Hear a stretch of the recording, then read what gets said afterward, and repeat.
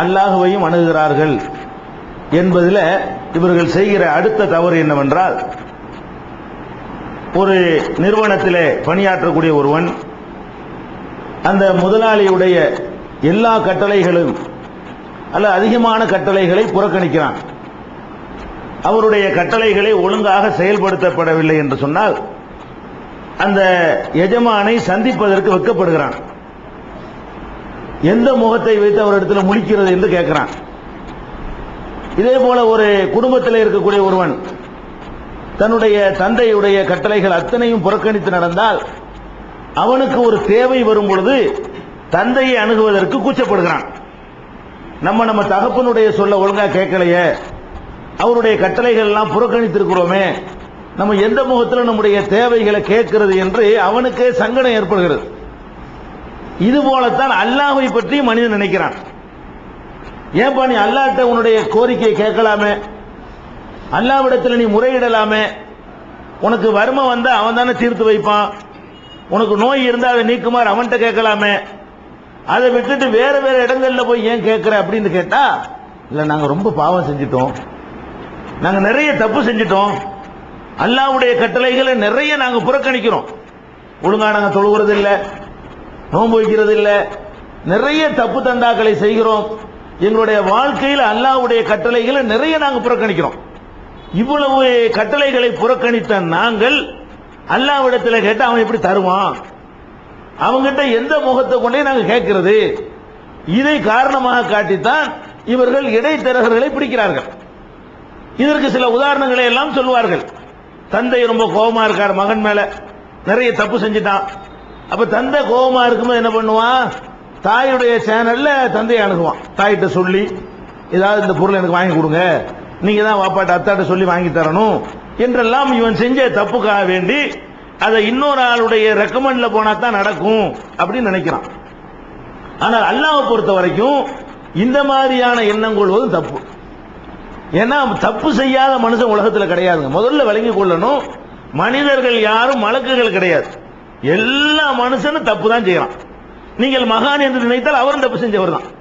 பெரிய அவுலியா அவரும் தப்பு செஞ்சவர் தான். இறை தூதர்கள் அவங்களும் கூட தப்பு செஞ்சிருக்கிறாங்க. முதல்ல அல்லாஹ்வால் படைக்கப்பட்ட ஆதம் அலைஹிஸ்ஸலாம் அவர்கள் அல்லாஹ்வுடைய வல்லமையை குதிரத்தை கண்கூடா கண்டார்கள். அல்லாஹ் யார் என்பதை அவனுடைய ஆற்றல நேருக்கு நேர் அனுபவித்தவர்கள் ஆதம் அலைஹிஸ்ஸலாத்து வஸ்ஸலாம் அவர்கள்.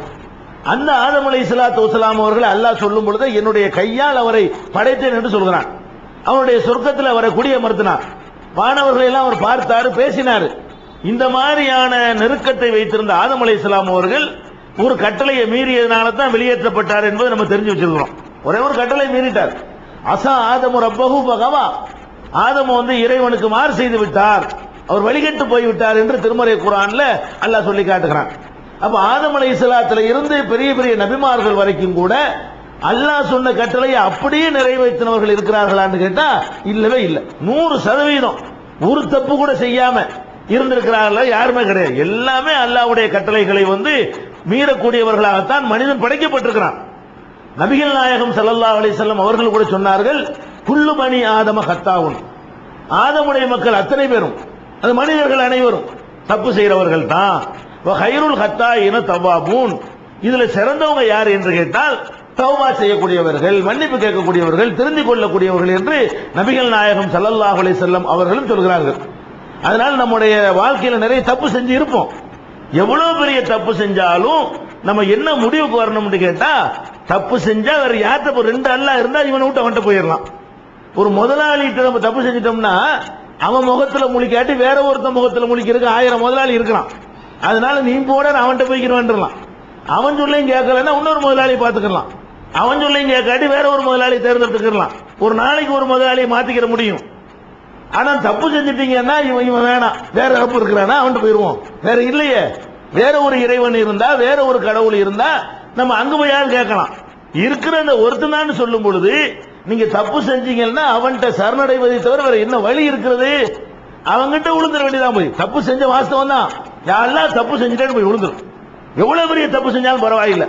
திருமறை குர்ஆன்ல அல்லாஹ் அப்படி அழைக்கிறான் பாருங்க. யார் அழைக்கிறான் தெரியுமா? பாவிகளை அழைக்கிறான். யா இபாதி அல்லதீன அஸ்ரஃபு அலா அன்ஃபுஸிஹிம், தங்களுக்கு தாங்களே அநீதி இழைத்துக் கொண்ட வரம்பு மீறி எனது அடியார்களே, பாவிகள் அர்த்தம்.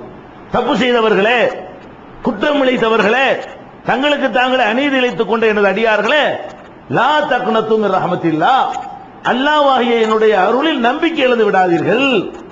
நீங்க எவ்வளவு தப்பு செஞ்சிருந்தாலும் பரவாயில்லை, என்னுடைய அருளில் நீங்கள் நம்பிக்கை இழந்து விடக்கூடாது. இன்னல்லாஹ யக்ஃபிரு ذுனூப ஜமீஆ, எல்லா பாவங்களையும் அல்லாஹ்வாகிய நான் மன்னிக்கிறேன். நீ எவ்வளவு பெரிய பாவம் தான் செஞ்சிருந்துட்டு போ, இப்ப திருந்து, இந்த நிமிஷம் ஒரு முடிவுக்கு வா, யா அல்லாஹ் நான் செஞ்ச தப்பு, இனிமே செய்ய மாட்டேன், செஞ்சதுக்கு வருந்துறேன், கவலைப்படுறேன், என்னை தண்டிச்சிடாத. ஆதம் அலைஹிஸ்ஸலாம் முதல் மனிதருக்கு எல்லாம் கற்றுக் கொடுக்கணும். அப்படித்தான் ஆதம் அலைஹிஸ்ஸலாம் தப்பு பண்ணிட்டாங்க. தப்பு பண்ணவன ஜிப்ரீல பிடிச்சி நீங்க பார்த்து கொஞ்சம் சொல்லுங்கன்னு சொன்னாரா? ஜிப்ரீல் எல்லாம் பார்த்துட்டு தான் இருந்தாரு. எத்தனை மலக்குகளோட அவருக்கு தொடர்பு இருந்தது. ஒரு தப்பு செஞ்சவன மலக்குகள் எல்லாம் கூப்பிட்டு கொஞ்சம் பார்த்து சொல்லுங்க நல்லாட்ட அப்படின்னு நடந்து கொண்டாரா? இல்ல, அல்லாஹ் வந்து கற்றுக் கொடுக்குறான் அவருக்கு. பத்தலக்கா ஆதம் மின் ரப்பிஹி கலிமாத்தின், அல்லாஹ்வுடைய புறத்தில் இருந்து சில வார்த்தைகளை ஆதம் அலைஹிஸ்ஸலாம் பெற்றுக்கொண்டார். அந்த வார்த்தை என்ன? ரப்பனா லலம்னா அம்புசனா வ இல்லம் தக்ஃபிர் லனா வ தர்ஹம்னா லனகூனன்ன மினல் காசிரீன். இதாங்க அல்லாஹ்ட்ட அணுகிற முறை. முதல் மனிதருக்கு அல்லாஹ் எதை கற்றுக் கொடுத்தானோ, அவர் எப்படி பாவம் செய்யும் போது அல்லாஹ்வை அணுகினாரோ, அதுதான் அல்லாஹ்வை எப்போதும் அணுக வேண்டிய முறை, எல்லோரும் அணுக வேண்டிய முறை. என்ன சொன்னார் அவர் ஆதம் அலைஹிஸ்ஸலாம்? எங்கள் இறைவா, ரப்பனா எங்கள் இறைவா, லலம்னா அம்புசனா எங்களுக்கு நாங்களே அநியாயம் செய்து விட்டோம். அதாவது தப்ப உணரணும் ஃபர்ஸ்ட். இது என்ன விளங்குதுன்னு கேட்டா, நான் இப்ப தப்பு செஞ்ச நியாயப்படுத்திட கூடாது. மனுஷன் நியாயப்படுத்துவோம்ல, ஒரு தப்பு ஏன்டா தப்பு செஞ்ச, அது வந்து பஸ் லேட் ஆயிடுச்சு, இப்படி ஏதாவது ஒரு காரணம் சொல்லுவோம். அல்லாஹ் இடத்துல அந்த விளையாட்டுலாம் வச்சுக்க கூடாது. உன்னை 8 மணிக்கு தானே வர சொன்னேன், நீ 8:30க்கு வந்தேன்னு கேட்டா நம்ம என்ன சொல்லுவோம்? Traffic jam ஆயிடுச்சுமோ. அல்லாஹ் ரப்பல் ஆலமீன் அப்படிலாம் பேசக்கூடாது. எல்லாம் தப்பு தான், அவனுக்கு எல்லாம் தெரியுமே. ரப்பனா லலம்னா அம்புசனா, இறைவா எங்களுக்கு நாங்களே அநீதி இழைத்து விட்டோம். ஃபர்ஸ்ட் என்ன செய்யணும் என்றால், நீங்கள் எவ்வளவு பெரிய தப்பு செஞ்சிருந்தாலும் ஆதம் அலைஹிஸ்ஸலாம் தப்பு ஒத்துக்கிட்டு உணர்ந்தாங்கல்ல, இது எங்களுக்கு தான் அநியாயம், உனக்கு என்ன அநியாயம்? நாங்க தொலாட்டி உங்க கௌரவம் குறைஞ்சு போயிருமா? நாங்க நோன்பு வைக்காட்டி உன்னுடைய அந்தஸ்து குறைஞ்சு போயிடும், எங்களுக்கு தான் பாவம், எங்களுக்கு தான் நஷ்டம், எங்களுக்கு தான் இழப்பு. அப்ப உன்னுடைய எந்த கட்டளை நாங்கள் மீறி இருந்தாலும் அது எங்களுக்கு நாங்களே செய்து கொண்ட அநியாயம் இப்படின்னு ஃபர்ஸ்ட் ஒத்துக்கணும். ஆதம் அலைஹிஸ்ஸலாம் ஒத்துக்கிட்ட மாதிரி. அப்புறம் என்ன செய்யணும்? இல்லம் தக்ஃபிர் லனா, நீ எங்களை மன்னிக்காவிட்டால், தர்ஹம்னா நீ எங்களுக்கு அருள் புரியாவிட்டால் லனகூனன்ன மினல் காசிரீன், நாங்க நஷ்டவாளி தான், வேற எங்க போவோம்னு ஒத்துக்கணும். பாருங்க, வேற போக்கு இல்லைங்கிறாரு பாருங்க. ஆதம் அலைஹிஸ்ஸலாம் என்ன பண்றாருன்னா, நீ மன்னிக்கலன்னு எங்க போறது? நான் தப்பு செஞ்சிட்டேன், சரி தப்பு செஞ்சதுக்காக வேண்டி நான் வேற எங்க ஓட முடியுமா? வேற பூமி இருக்குதா? வேற வானம் இருக்குதா? வேற ஒரு உலகம் இருக்குதா? வேற ஒரு கடவுள் இருக்கிறானா? உன்னை விட்டா எனக்கு யாருப்பா கெதி? ஆதம் அலைஹிஸ்ஸலாம் அதான் சொல்றாங்க, ஃபைல்லம் தக்ஃபிர் லனா, நீ எங்களை மன்னிக்கவில்லையானால் ஓ தரஹம்னா, நீ எங்களுக்கு அருள் புரியவில்லையானால் லனகூனன்ன மினல் காசிரீன், நாங்கள் நஷ்டமடைந்தவர்களாக ஆகிவிடுவோம். இவ்வளவுதான் சொன்னார் ஆதம் அலைஹிஸ்ஸலாம். இப்ப தாப அலைஹின்டான்ல அல்லாஹ் மன்னிச்சிட்டான். அப்ப மன்னிப்பு கேட்கறது இதான் அல்லாஹ்வுடைய விஷயம். எவ்வளவு தப்புகளை வேண்டாலும் பண்ணுங்க, பாவிகள்லாம் வராதீங்கன்னு அல்லாஹ் சொல்லவே இல்லை. பாவிகளை தான் கூப்பிடுறாங்க. எந்த பாவத்தை நான் மன்னிக்கல, எல்லாத்தையும் மன்னிக்கிறேன். 25 வருஷமா அல்லாஹ் இல்லைன்னு இருந்தியா, இப்பதான் திருந்துறியா? அதை சொல்லு அல்லாஹ்ட்ட. அல்லாஹ் இப்பதான் திருந்துறேன், இதுவரைக்கும் நான் செஞ்ச அநியாயம் தான், நான் அக்கிரமா தான் பண்ணிவிட்டேன், இந்த நிமிஷத்தோட என்னை மாத்திக்கிறேன், என்னுடைய வாழ்க்கையை வேறு விதம் அமைச்சுக்கிறேன், உன்னுடைய கட்டளைக்கு ஏற்ப என்னுடைய வாழ்க்கையை நடத்துறேன்னு சொல்லி இப்ப முடிவெடு. அவன் தர ரெடியா இருக்கான். அப்ப அல்லாஹ்வை அணுகும் போது என்ன பண்ணணும்னு கேட்டா, நம்முடைய தவறுகளை நம்ம எவ்வளவு தவறு செய்திருந்தாலும் அவன் மன்னிப்பான், இதை நம்ம நம்பணுங்க. அவன் மன்னிக்கத்தான், எந்த தப்பு செஞ்சாலும் அவன் மன்னிப்பான், அவன் தான் மன்னிப்பான், அவனை தவிர யாரும் மன்னிக்க இயலாது. அவன் மன்னிக்க நமக்கு எந்த போக்கிடமும் கிடையாது. அப்படின்னு விளங்கி கொண்டோமையானால் அல்லாஹ்வை அணுகக்கூடிய தன்மை நம்மிடத்து அதிகரிக்கும். எவ்வளவு தவறு செய்தாலும் நம்ம அவங்கிட்டே போய் முறையிடுவோம். ஓடிலாம் ஒளிய முடியாதுல்ல, மனுஷன்ட்ட ஓடி ஒளிஞ்சிடலாம். ஒரு முதலாளிக்கு தப்பு பண்ணிட்டா அவர் மூஞ்சில படாம ஒளிஞ்சுக்கிட்டு தெரியலாம். இவனை விட்டு ஓடி உங்களுக்கு ஒளியலுமா? நீங்க என்ன நினைச்சுக்கலாம் ஓடி ஒளியறதாக? அவன்கிட்ட கேட்காம தான் நீங்க இருப்பீங்களே தவிர அவன் முன்னாடி நிக்கிறான், எங்க ஒளியறதுங்கிற. அப்ப ஒளியும் வழி இல்ல, எங்கேயும் தப்பிச்சு போறதுக்கும் வழி இல்ல. அவன் தான் கெதின் ஆயிரும் பொழுது நம்முடைய போக்கை எப்படி மாற்றிக்கொள்ள வேண்டும் என்று சொன்னால், நம்முடைய எவ்வளவு பெரிய கீழ்நிலையில் நாம இருந்தாலும் சரி நம்முடைய துவாவை அல்லாஹ் ஏத்துக்குருவான். இதுக்காக பெரிய பெரிய மகான்களை தேடி போக தேவையில்லை, மற்றவர்களுடைய சிபாரிசை தேடி போக அவசியம் கிடையாது. நாமே நேரடியாக அல்லாஹ்வுடைய காலில் விழுந்துடணும். அல்லாஹ்விடத்தில் சரணடைந்து விட வேண்டும், அவனிடத்தில் கெஞ்ச வேண்டும், அவனிடத்தில் நம்முடைய குற்றங்களை ஒத்துக்கொள்ள வேண்டும். இந்த அடிப்படையில் நம்முடைய வாழ்க்கை அமைத்துக் கொள்ள வேண்டும். நபிகள் நாயகம் ஸல்லல்லாஹு அலைஹி வஸல்லம் அவர்களை பார்த்து, நீ எல்லா நபி உனக்கு முந்தி அனுப்புனல்ல, அவங்க மாதிரி எல்லாம் நீ நடக்கணும். இப்ராஹிம் நபியை பின்பற்று, இஸ்மாயில் நபியை பின்பற்று, மூசா நபியை பின்பற்று, ஈசா நபியை பின்பற்று. அவங்க எல்லாம் எந்த மாதிரி இந்த வாழ்க்கையில பிரச்சாரம் பண்ணினாங்களோ, நடந்து கொண்டார்களோ, அதையெல்லாம் நீனு எடுத்து நட அப்படின்னு சொல்ற அல்லாஹ் ஒரே ஒரு ஆள் மாதிரி பின்பற்றக்கூடாதுன்னு சொல்றான். நீ எல்லா நபி மாதிரி நட. உனக்கு முந்தி ஒரு நபி போயிருக்கிறார், அவர் மாதிரி நடக்கக்கூடாது அப்படின்னு அல்லாஹ் ஒரு நபிக்கு இதுல கொடுக்கணும். அந்த நபி யாரு? யூனுஸ் நபி. யூனுஸ் என்ற ஒரு நபியை பற்றி அல்லாஹ் குறிப்பிட்டுட்டு, வலா தகுன் க சாஹிபில் ஹூத், அந்த மீன் வயிற்றில் இருந்தாரே அவர் மாதிரி நீ ஆயிராத, அவர் போன்ற சித்தாந்தம் என்ன உனக்கு வந்துடக்கூடாது, அவர் பெரிய மேஜர் மிஸ்டேக் பண்ணிட்டாரு அப்படின்னு அல்லாஹ் சொல்றான். அவர் பண்ண தப்பு என்ன தெரியுமா? இந்த தப்பு தான். எந்த தப்பு? அல்லாஹ் விட்டு ஓடி போயிடலாம் நினைச்சார். அவர் செஞ்ச பெரிய தப்பு என்னன்னு கேட்டா, எஸ்கேப் ஆயிரலாம் நினைச்சார். அல்லாஹ் திருமறை குர்ஆன்ல அப்படி சொல்லி காட்டுறான். வதன்னூனி இzzஹப முகாலிபன், இந்த மீன் வயிற்றில் இருந்தாரே அவர் கோபித்துக் கொண்டு போனார், கோபித்துக் கொண்டு ஓடினார். ஃபலன்ன அல்லன் நக்திர் அலைஹி, அவர் மீது நமக்கு சக்தி இல்லை என்று நினைத்து விட்டார். ஃபனாதா ஃபில் ظுல்மாத்தி அல்லா இலாஹ இல்லா அன்த சுப்ஹானக இன்னி குன்து மினல் ஸாலிமீன், உடனே பல இருள்களுக்கு மத்தியிலே வைத்து லா இலாஹ இல்லா அன்த சுப்ஹானக இன்னி குன்து மினல் ஸாலிமீன் என்று சொல்லி அவரை சொல்ல வச்சுவிட்டேன் அப்படின்னு அல்லாஹ் சொல்லி காட்டுறான். அப்ப இவர் செஞ்ச தவறு என்ன தெரியுமா? ஒரு சமுதாயத்துக்கு அவர் அனுப்பப்படுகிறாரு. 1,00,000க்கும் அதிகமான மக்கள் அந்த சமூகத்தில் இருக்கிறாங்க. அவர் அனுப்பப்பட்ட சமுதாயத்துக்கு மட்டும்தான் எத்தனை நம்பர் எல்லாம் சொல்லி காட்டுறான். வேற வேற நபிமார்களை சொல்லும் பொழுதெல்லாம் இத்தனை ஆயிரம் பேருக்கு அனுப்பப்பட்டாங்கன்னு நமக்கு தெரியாது. யூனுஸ் நபிக்கு மாத்திரம் என்ன செய்யறான்? அர்சல்நாஹு இலா மிஅத்தி அல்ஃபின் அவ் யஸீதுன், சுமார் 1,00,000 அதை விட கொஞ்சம் அதிகமான மக்கள் இருந்த சமுதாயத்திற்கு அவரை நம்ம தூதராக அனுப்பினோம் அப்படின்னு அல்லாஹ் சொல்றான். அந்த 1,00,000 மக்களுக்கு போய் யூனுஸ் நபி அவர்கள் பிரச்சாரம் செய்கிறார்கள், மார்க்கத்தை எடுத்து சொல்கிறார்கள். கேட்கல. எவ்வளவு கஷ்டப்பட்டு பார்க்கறாங்க, ஒத்துக்கிற தயாரா இல்ல. ஒரு அளவுக்கு மேல நபிமார்கள் கையேந்திருவாங்க அல்லாட்ட. அல்லாஹ் இவங்க இனிமே சரிப்பட்டு வரமாட்டாங்க, நானும் சொல்ல வேண்டியதெல்லாம் சொல்லிவிட்டேன், இனிமே இவங்க இல்ல யாரும் தேர மாட்டாங்க, கதையை முடிச்சிரு, இனிமே நம்மால ஆகாது அப்படின்னு சொல்லி எல்லா நபிமார்களும் பிரார்த்தனை பண்ணியிருக்கிறாங்க. அவங்க துவா செஞ்சு விட்டாங்க. அல்லாஹ் என்ன பண்ணிட்டான்? அவங்க துவாவை ஏற்றுக்கொண்டு, சரி நீ போயிரு, ஊரை விட்டு போயிரு, உன்னுடைய சமுதாயத்தை முடிச்சிருவோம், கதையை முடிச்சிருவோம். ஏத்துக்கிற மாட்டேங்கிறான்ல அல்லாஹ், ஒருத்தன் ஒப்புக்கொள்ள மாட்டேங்கிறான்ல, நீ போயிருப்பான்னு சொல்லி அல்லாஹ் சொல்லிட்டான். யூனுஸ் நபி அவர்கள் ஊரை விட்டு வெளியேறிட்டாங்க. அவங்களும் அவங்களை சேர்ந்த கொஞ்சம் நல்லவங்களும் ஊரை விட்டு வெளியேறிட்டாங்க. கொஞ்ச நேரத்தில் எல்லாம் முடிஞ்சு போயிடும், காலியா போயிருவாங்க நினைச்சு போறாங்க. போயிட்டு கொஞ்ச நேரம் வந்து பார்த்தா இங்க ஜெயஜென் இருக்குது, ஊர்ல விழா கொண்டாட்டமா இருக்கு, பயங்கர சந்தோஷமா இருக்காங்க மக்கள்லாம். அவரு நினைச்சிட்டு வர்றாரு, இந்நேரம் அழிஞ்சு போயிருப்பாங்க, சுத்தமா முடிஞ்சு போயிருக்கு, நம்ம போய் ஊர்ல போய் நினைஞ்சுக்கலாம், சாமான்லாம் எடுத்துட்டு வந்துடலாம் நினைச்சு வர்றாரு. வந்து பார்த்தா அங்க பயங்கரமான சந்தோஷமா மக்கள்லாம் விழா கொண்டாடி கொண்டிருக்கிறார்கள். உடனே இவர் கோபம் வருது. ஏன் அந்த விழா கொண்டாடுறாங்க தெரியுமா? யூனுஸ் நபி போன உடனே அந்த அழிவுடைய அறிகுறிகள்லாம் அந்த மக்கள் பாக்குறாங்க. என்னென்ன அறிகுறி எல்லாம் வரும் அதை பார்த்த உடனே சுதாரிச்சுக்கிட்டாங்க. ஆஹா, யூனுஸ் சொன்னது கரெக்டாவில் இருக்கிறது, நம்ம வெத்து மிரட்டல் நினைச்சோமே நிஜமாகவே அதாபுல வரப்போவது போல இருக்குது அப்படின்னு விளங்கி நேர அல்லாட்ட விழுந்துறாங்க. அல்லாஹ் நீ மன்னிச்சிரு, நாங்க தெரிஞ்சிட்டோம், நாங்க உன்னை ஏத்துக்கிட்டோம், யூனுஸ் நபி எந்த இறைவனை சொன்னாரோ அந்த இறைவனை நாங்கள் ஒப்புக்கொள்றோம் அப்படின்னு இந்த மக்கள் எல்லாம் அல்லாஹ்விடத்துல தௌபா செய்து அவங்க தெரிந்து விட்டார்கள். வந்த வேதனை எல்லாம் நீக்கிட்டான். இவருக்கு கோபம் வருது. அது எப்படி?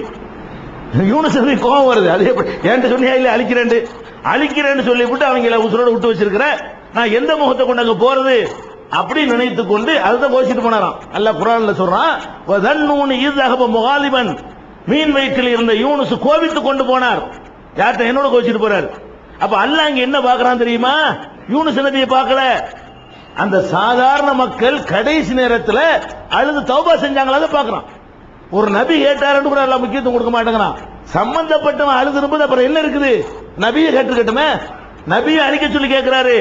மக்கள், அந்த மக்கள் என்ன பண்றாங்க? யாரெல்லாம் நாங்க திருந்துட்டோங்கிறாங்க. அல்லாஹ் எதை கவனிக்கிறான்னு பாத்தீங்களா? ஒரு நபிக்கு கொடுக்கிற வெயிட்டை விட செய்த தப்புக்காக திருந்துறான அவனுக்கு வெயிட் எல்லாம் கூட கொடுக்கறான். அந்த மக்கள் அழுது கேட்ட உடனே நபியை தனியா உட்கார வச்சுட்டு இவங்க கோரிக்கை எல்லாம் ஏத்துக்கிறான். இவர் அழுகுதான் கோச்சிக்கிட்டு போறாரு. இந்த போக்கு ஒரு இடத்துல வரக்கூடாது, நான் யாரை வேண்டாலும் மன்னிப்பேன். அதுதான் ரசூலுல்லாஹ் சொல்றான்.